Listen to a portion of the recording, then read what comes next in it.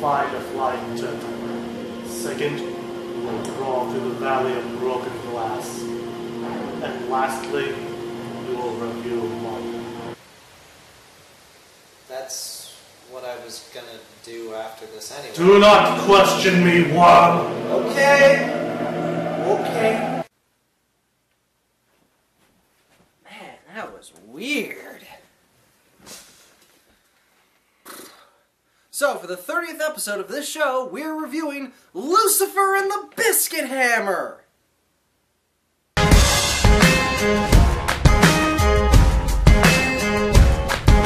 All the broken hearts in the world still beat. Let's not make it harder than it has to be.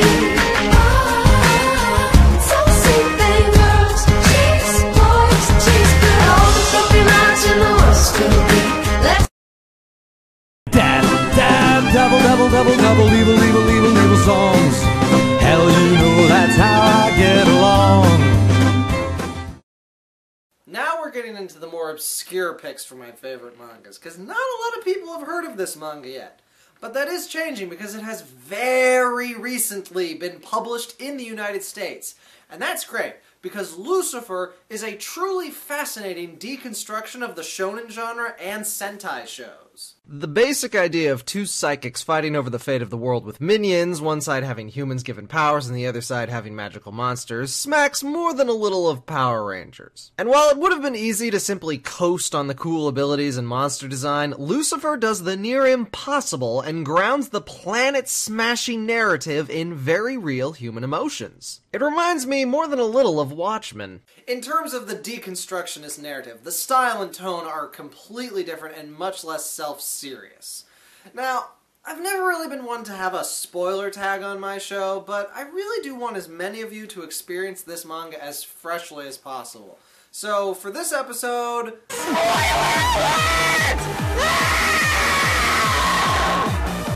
Thanks for letting me use that, Nichimoon. So let's get the summarization out of the way.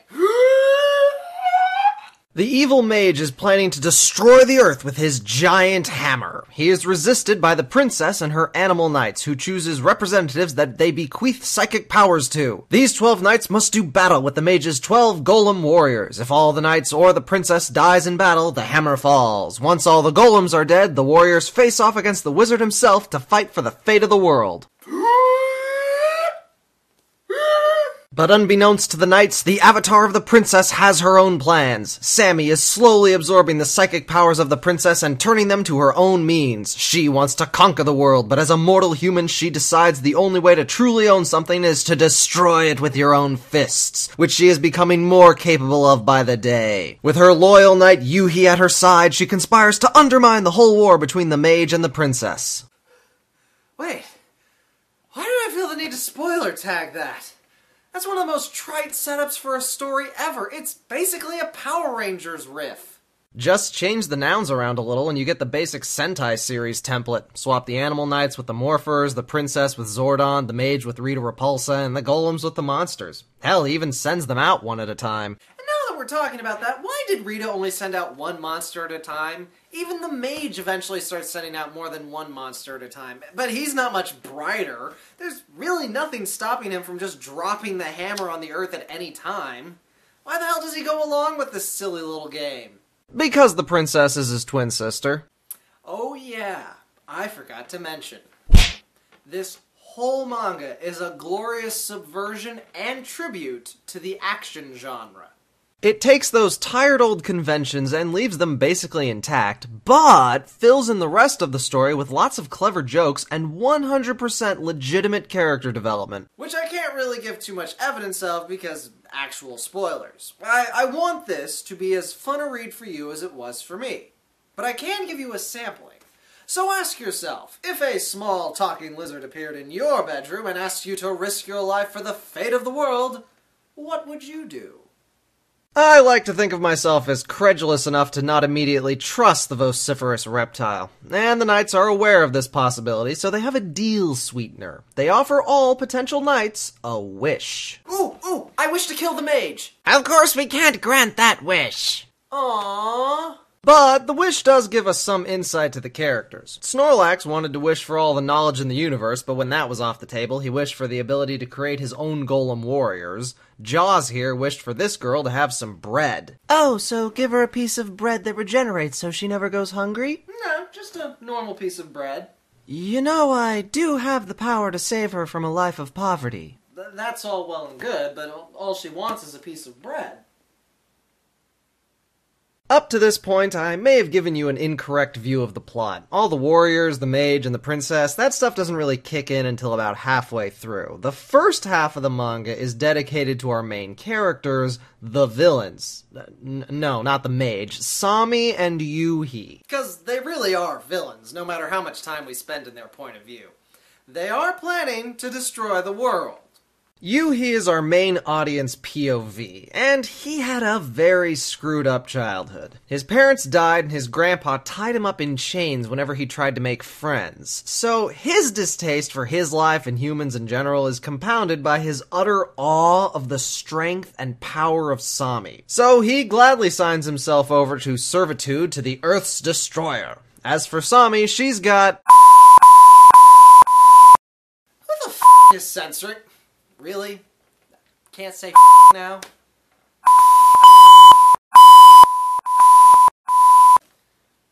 Wankers. So, Sami and Yuhi have feelings for each other, which made me a little worried at first because he's in college and she's in high school. But on further reading, it turns out he's 18 and she's 16. So, fine. And Yuhi is completely subservient to Sami anyway. And why wouldn't he? Sami kicks ass! She saves him and the others on multiple occasions. She is the only reason he survives most of his early encounters with the golems. The golems, even the earliest ones, are much stronger than humans and can kill our heroes with an errant flick of their little toes. But Sami is also terrifyingly, inhumanly strong. Car fling! Oh, but the knights are eventually able to put up a much better offense. Each one has the same domain control power, which amounts to localized telekinesis. This can be used as a barrier, jump enhancer, or general damage dealer. But each knight comes up with their own creative way to use it offensively. Bizarro Makoto makes hers long and whip-like, which has huge synergy with her sword skills. Jaws has a ginormous domain that he uses as a wide-range shotgun attack. And these two best friends clasp their hands to create a super strong double domain. Wonder Twin powers activate! And the powers range from fire to ice to limited time control. But the best power goes hands down to Yuhi.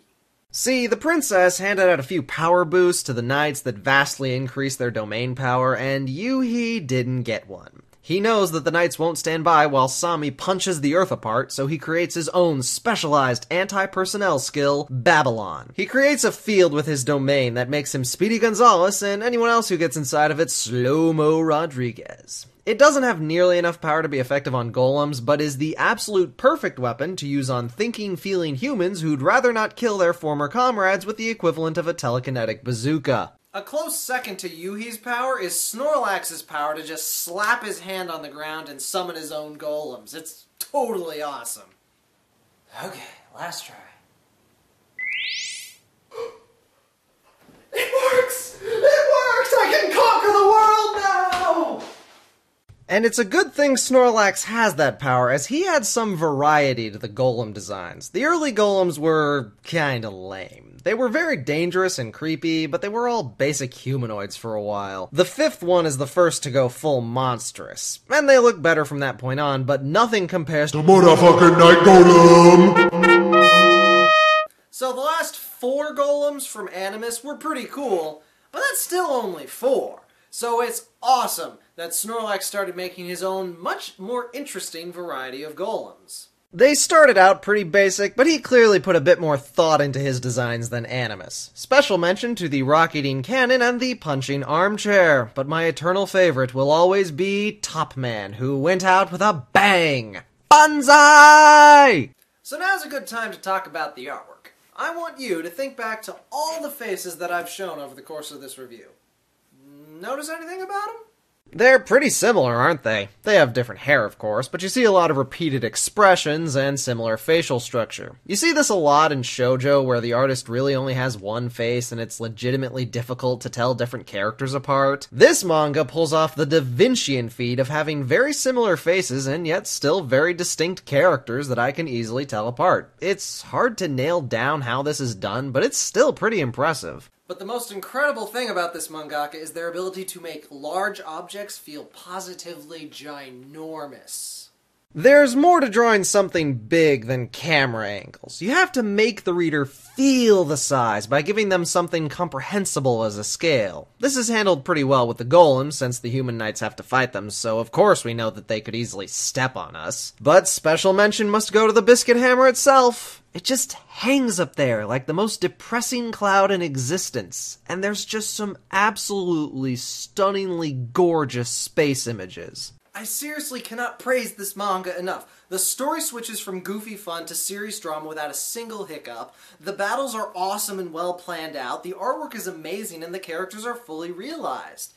And on top of all that, it stands as a deconstructionist take on the action genre in Japan. It really does remind me of Watchmen in many ways, but it still stands as a piece of escapist fantasy in its own right, and you should totally buy it! But you should also check out the online scans.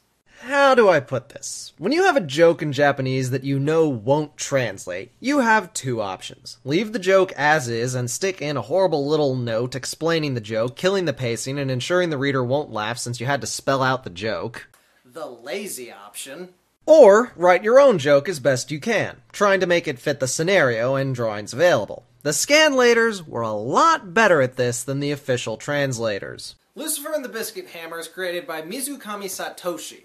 He's got a nice handful of other works, and I want to draw specific attention to Psycho-Pass and Sengoku Yoku. They touch on similar themes, and Sengoku Yoku is the source of that mountain kick image. This guy's really good and he makes quality stuff, so check him out. Till next time. You're doing my tasks out of order. Yeah, I wasn't sure I'd be sane after doing the other two tasks, so I wanted to get this one done first. I'll get right on those. Till next time, I'm Plutoburns and this has been Eagleland. She hanging on, this can't